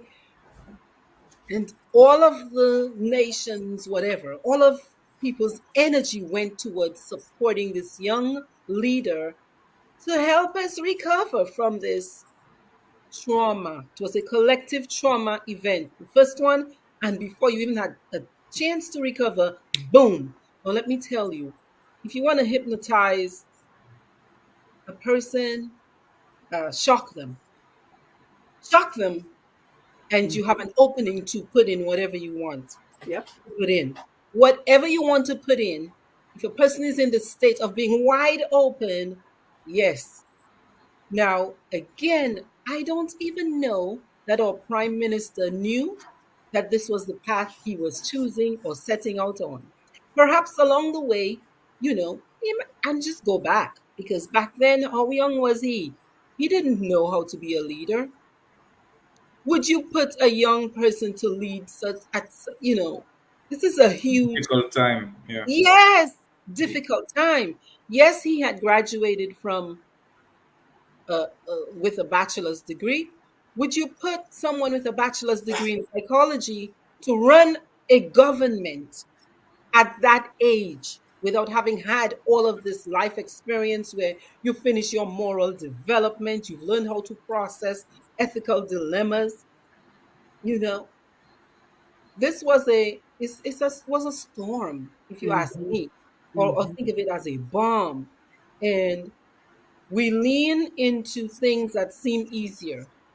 It's very easy to say, come to the red clinic, versus do I trust the people to figure it out and, stumble their way through? You got to fight with life for you to get the best results. You were talking about it a minute ago, Paul, when you Yeah. said we need the iron to sharpen the iron. Right. Opposing forces, you need people yelling at you as the prime minister and saying, no, we don't like that, no, do it like this instead. But it's Right. so easier to be like, hey, Mhm. let me smile at Practice, you. I'll help practice resistance. you. Yes, yes, Mhm. yes, yes, Mhm. yes. So But, that but, but Doc, let me also add to what you're saying, because I think you're leading us in the right direction. But I want us to listen to this carefully and let me know on Facebook, and if you want to call in, if you can relate to what this says. Learned helplessness is a state that occurs after a person has experienced a stressful trauma, situation trauma after repeatedly. trauma. They come to believe that they are unable to control or change the situation, so they do not try. They do nothing. Even when opportunities for change become available. Yes, Learned helplessness occurs when someone repeatedly faces uncontrollable, stressful yes, situation, then does not exercise control when it becomes available. They yes, have learned that they are helpless in that situation and no longer try to change it, even on their when own. change is possible. Yes, Once a person having this experience discovers that they cannot control events around them, mhm, they lose motivation. Even if an opportunity arises that allows the person to alter their circumstances, they do not take actions. Individuals experiencing learned helplessness are often less able to make decisions. solve their problems. Can we Yes, relate? yes. Very much So the so. trauma, the repeated trauma. Okay, you have this right here, right? This big collective trauma, two big ones, and you have a new system in office, right? Mhm, That starts to figure its way out, and they're coming at you with new processes like the Red mhm, Clinic and Come to Me, right? Look, the country was in shock. People were in shock, and over time all of this stuff where we start coming to the separation of, if you're red, you're great. If you're blue, you are wicked, horrible, mischievous, and no, no, no, no, no, negative. If you don't support us, you're not one of us. Continuous victimization of people. Listen, this is about survival. There are many people. I mean, a lot of us think we would have been on the right side of slavery if we were, say, European. Hmm. A lot of us think we would have been like abolitionists, but we wouldn't, We would be doing what we're doing right here with the Labour Party. You understand? A lot of us think we would not be with the folks who supported Hitler when they were just destroying the Jews. mhm, I don't think so, based on what I'm seeing of people who are okay with their neighbors who support the United Workers' Party not getting opportunities and opportunities being removed from them, etc., etc. How mhm, different is it? So the mhm, learned helplessness situation now is like, yo, this stress is coming at me relentlessly. This force is so much bigger than I am. I don't know what to do. And so, like you can see dogs do it sometimes, like puppies, animals do it, where they just sort of play dead. mhm, Yeah. Like a And they, possum. like a possum, and the energy goes out of them when it comes to fighting. To mhm, fighting, the thing though, to succeed in life, you must wrestle with life. You must fight with life. mhm, if you want any chance of really being your best self. Yes, and that we have to talk about how do we reverse this mindset. We've presented the evidence. We've seen that in the 70s, the 60s, and beyond, we were certainly more independent. We don't have to outline everything that made us more independent. We were more independent in terms of free speech. It's clear. We had our own jobs, we had our land, we had our homes. So it is clear. There's no need to delve into that.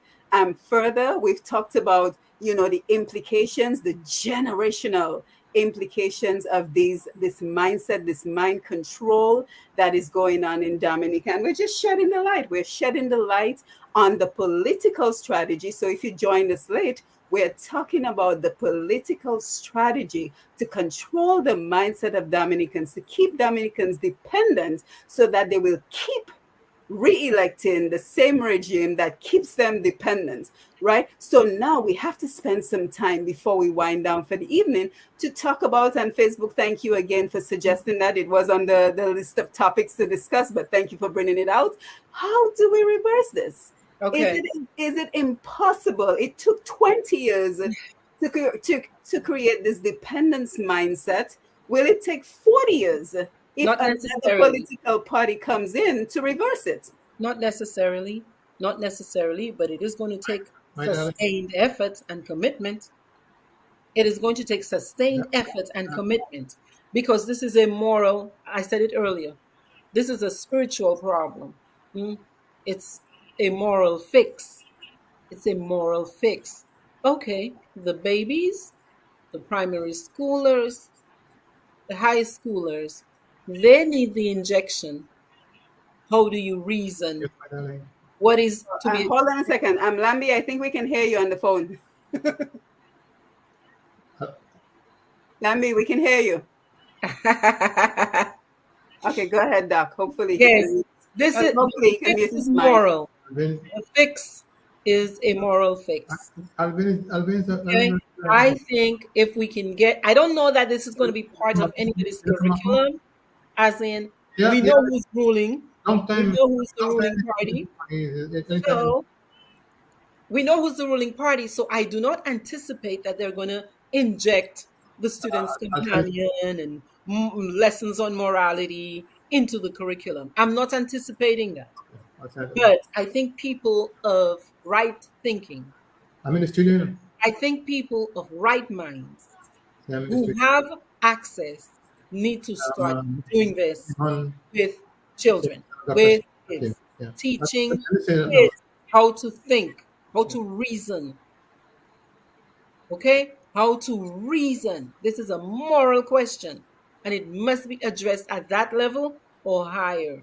I heard many people today talking, and really, I think a lot of people are opening their eyes and realizing we are body, mind, spirit.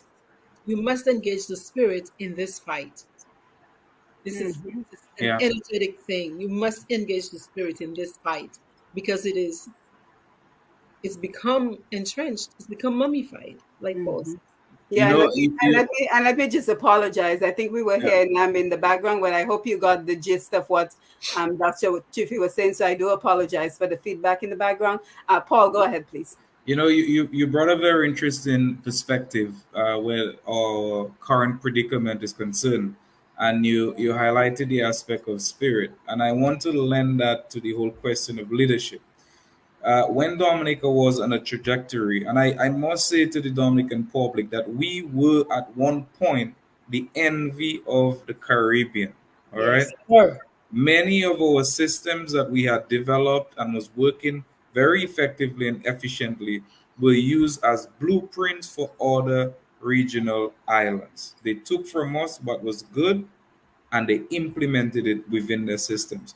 But for a large part, our Dominican society was being governed by men and women who understood the true nature of leadership. And leadership is a matter of civic responsibility. Contribution to nation building and development is the most critical aspect of any metropolitan state. Yes. The United Nations, the United Kingdom, France, Germany are all built on the fact that the people understand that primarily their civic responsibility is to contribute to national development. And the leaders enforce that. It is perpetuated within their societies. What we have in Dominica is that we are far removed from that experience.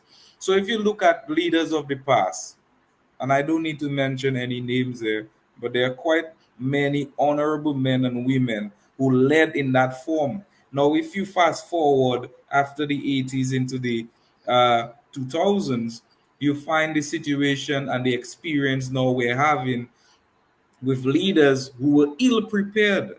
Yes. You mentioned that, and you're very right. Yeah. And that is why I utilize the analogy or the example that Aristotle gave, that politics is not for the young of mind, because it requires some level of competency and exposure to deal with matters of national interest, a crisis here and there. You understand? If a man bunks his toe in Tukari, ultimately it becomes your responsibility.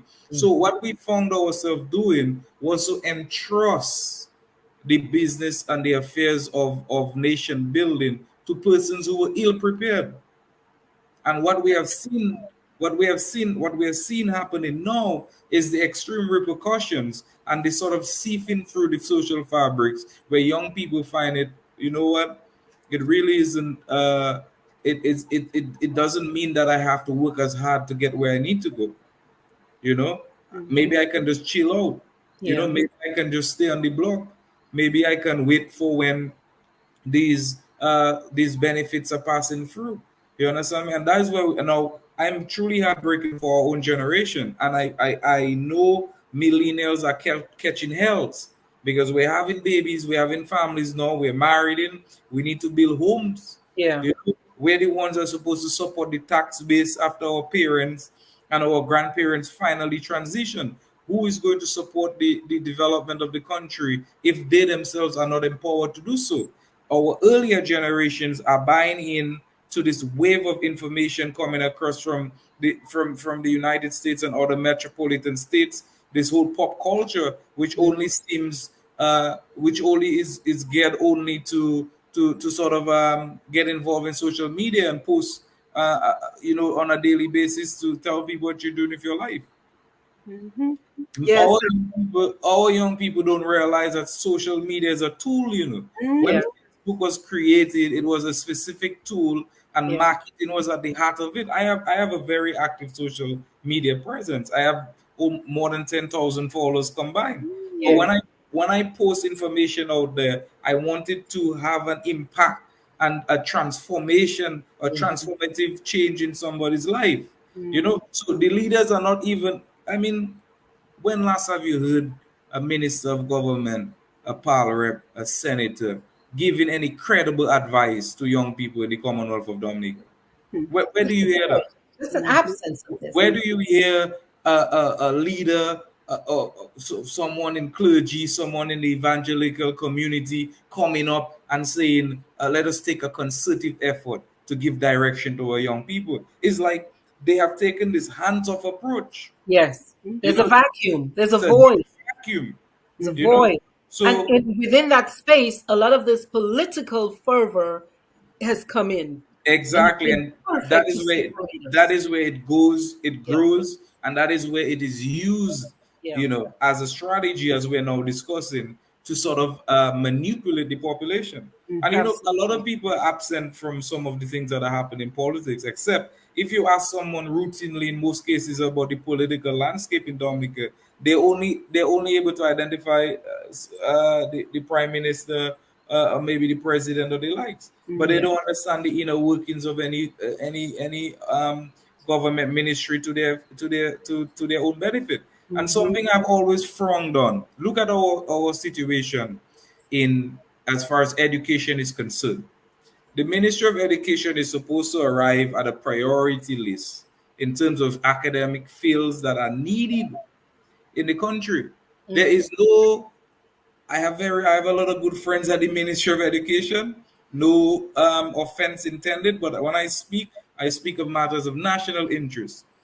There is no direction or serious commitment to train the population in a way in which they can capitalize on the information flows. or the pace of the world at this point in time. Look at the Dominica experience.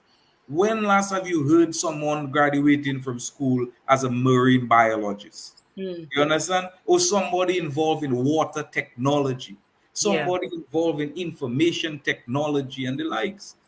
You have managers and you have doctors, no offense intended. But these fields are extremely saturated. Yeah.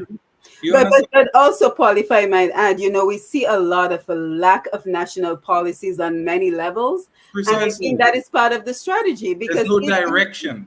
if you plan on keeping people dependent, why would you have a national policy on education? Exactly. Because you And just that is it. And that is so it. there's no need to direct them in any particular direction. The youth policy is something that I had argued very passionately along with my former past presidents in its development. Now, the youth policy is something that was supposed to bind the government into making some serious changes with regards to young people in Dominica, involving entrepreneurship, involving academia and the likes. And I recall when this matter was being discussed, and I was so passionate about it. I was even asked, as president of the National Youth Council, I was even asked by the permanent secretary of the Ministry of Youth that I could not comment on the policy, as president of, why? Because the thrust I was going at it would always involve it going in the sphere of the media and people understanding and knowing that which it is. And it would, of course, put the government under serious commitment. So rather than taking the youth policy and going to parliament, I'm not even sure where it is, dusting away on a shelf. But you'd have situations to suppress the population. You'd run to parliament to pass the Anti-Terrorism Act, which says that you can't protest because a protest would be seen as being terror, an act which spreads terror. You understand me? So everything the Labour Party has gone to parliament for the last 20 years has been for the sole purpose of meeting its own selfish interests. So Dominica, let me tell you something. Dominicans, I don't know how I can say this more to you. We are on a dangerous path. Yeah.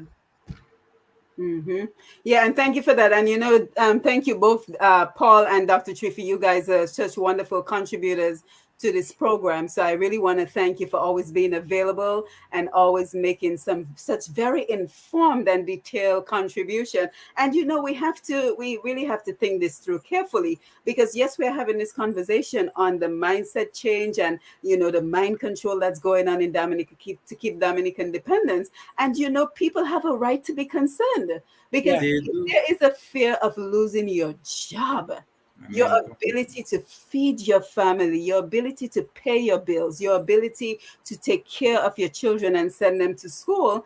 That is a real concern. So yes, we might be talking about the mindset change and the mind control and everything, but we also have to look at it in a very realistic way that yes, you have to toe the line, because there are only so many jobs available in Dominica. And if you dare to speak out, you dare to express a different opinion that is not in favor of the strategy of the government, you will quickly find yourself out of a job. So I want to thank everybody for being here. We must take some more of the Facebook comments, because we've had some wonderful contributions come in, and then we want to come back to you, Doc and Paul, for your final thoughts on this program. So let's see here. Anthony Simon, why are the church so quiet on all the ongoing regarding the snap elections? That's a good question. Let's take some comments from folks we haven't heard from yet. Marshall, great to see you. Greetings, listening. Augustina John out there in Ontario, Canada. Always great to see you. Good evening, Dr. Mathieu and the rest of the panel. Brampton, Ontario, Canada is watching. Great to have you on board. Augustina Coulson, no one should not go to no ministers for nothing. Thank you. Rosie Felix, Palrep, send the beggars to the PM who must screen and find out your political status before you get help. Truly unfortunate. Claralyn Warrington, greetings to all. I'm watching and listening. Thank you for being here. Octave Eagle Mike, good evening. Gito Roye, we can see it. Thank you, Eliza. Good evening, everyone. Great program. Augustina, I don't think that the people keep voting the same government over and over again. The elections are rigged over and over again. That is why Skerrit scorned political reform. So, guys, thank you so much. This is some incredible contributions. Emma Thomas, good to see you. Yes, I agree. We are a case study. It will be interesting for the future. David Johnson, another top fan, thank you for being here. A warm and pleasant good evening to each and every member of the panel. Very edifying and interesting discussion. Thank you. Let's see. Bree Senhouse, my sister, great to have you on board. I think I saw another comment, so I'll take it lower down. Pat Aaron, great to have you on board. Truth Talking on display, keep it up. Paul Barron and the two women doctors. That's an interesting way of putting it. Wilma, Robin, is it possible to reverse that dependency mindset in our young adults? I think we talked about that. Thank you, Wilma. Edmund, thank you. Natalie Graham, we are in the same city rational as Venezuela, and even more so Dominica is under demon spell, but God is above to show himself. Of course, this is only the opinions of the folks on the Facebook Live, not necessarily the opinions of Q95. Axel, DA is 70% rural. Thank you for that. Someone else we haven't heard from. Norris Charles, Dominicans are destroying their country and expect regional and international organizations to save them while they seawall and accept malpractice and dictatorship. Emma Thomas, imagine there are jobs open in Dominica and people just can't fill them. Thank you for that. Let's take just a couple more before we wind down. Bree Senhouse, excellent discussion, folks. Hope that those of us who need to hear this are tuned in. Kingdom citizen, putting a 31-year-old to lead a country was absolutely madness. And just a couple more. David Joseph, Emma Thomas, anytime someone is getting free money, they will never want to work. Decades ago, we had a similar problem here in the US with the welfare system. Absolutely true.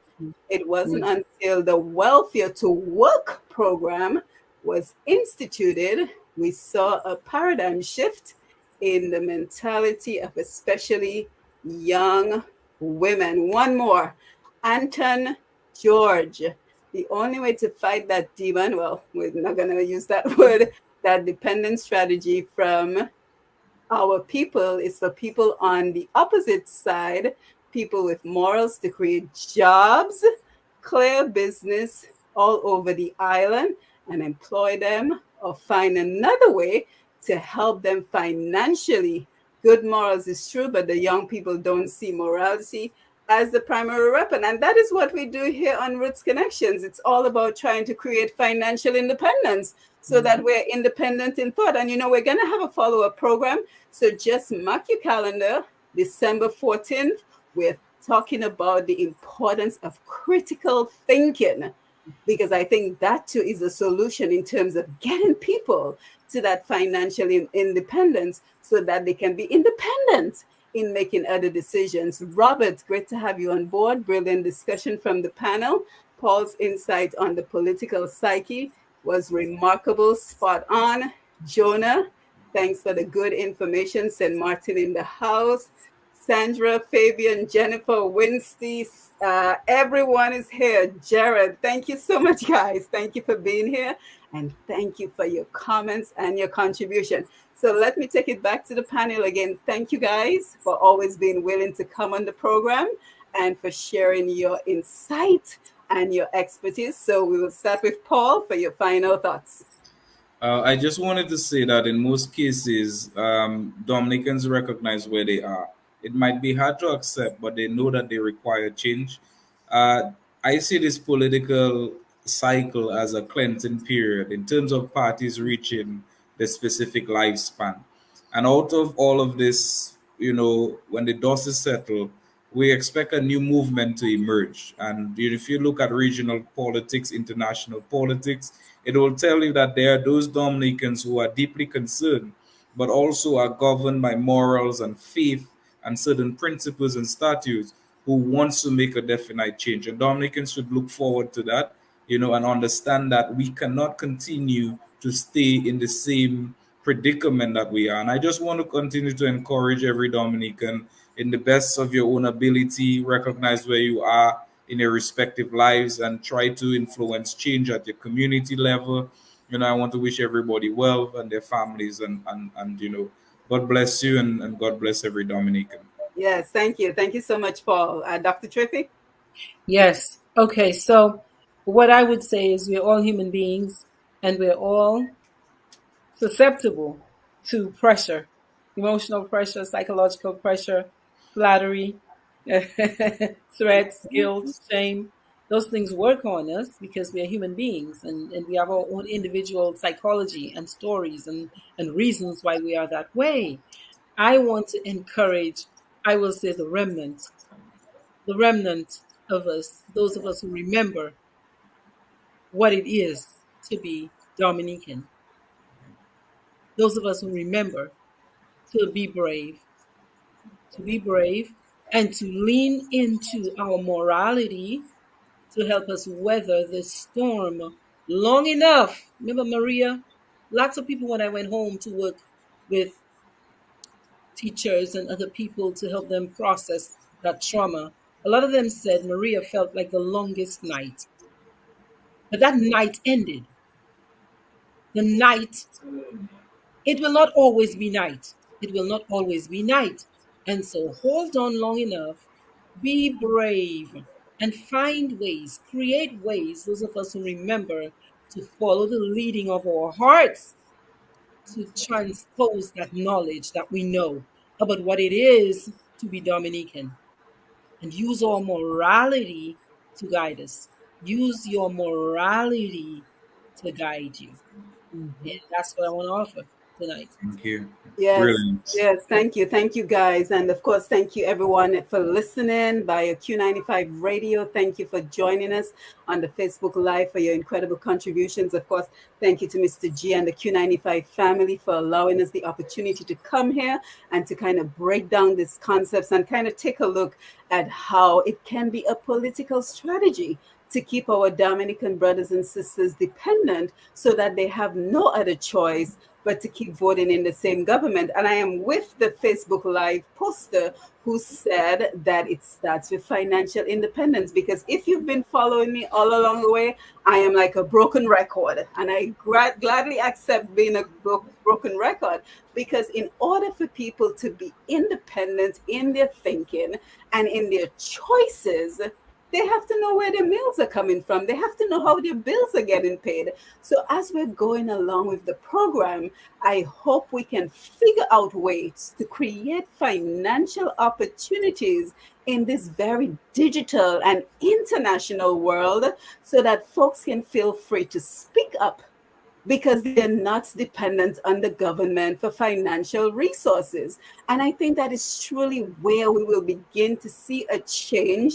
And that change will lead to the changing of the mindset of Dominica. And we know they're listening to this program. We know that they're tuned in this program. And we know that they will have a combative strategy for what we are proposing. But you know what? The ruling party does not control the world. So if we can use our resources from out of Dominica to create jobs for folks in Dominica, then they become more independent. So I hope you will continue to follow us. I hope you will continue to subscribe to Q95 FM Radio on Facebook and YouTube, as well as Push Past 10, Q95DA.com for all the best in programming. And I hope you will continue to follow us as we work to improve the financial independence of Dominica. So again, thank you to the panel. Thank you for being here. Thank you for everyone who contributed to the program, and thank you for everyone who listened. And of course, you want to check out pushpast10.com, pushpast10.com, for all the best in terms of how Dominicans around the world are excelling what we are out there doing to put a positive light on our beautiful nature island, Dominica. So again, this has been Roots Connections on Q95. I am your host, Simone Mathieu, and we look forward to being back with you on December 14th as we continue to discuss topics of national and personal importance. So with that, we say good evening and have yourself a wonderful Thanksgiving if you're here in the States. And if you're not in the States, take a moment to celebrate and be thankful for life and for every blessing that you have been given. So guys, thank you again. Say good night to the folks. Good night, everyone. Bye. Thank you, Lambi. Thank you, Shan. Thank you. Good night, Lambert. Yes, thank you. Dr. Triphi, I will see you on the Facebook Live. Yes, ma'am. Paul, I will follow you as well. As All always. right. Yeah, All thank you. Thank you, Take guys. care. Rastafari.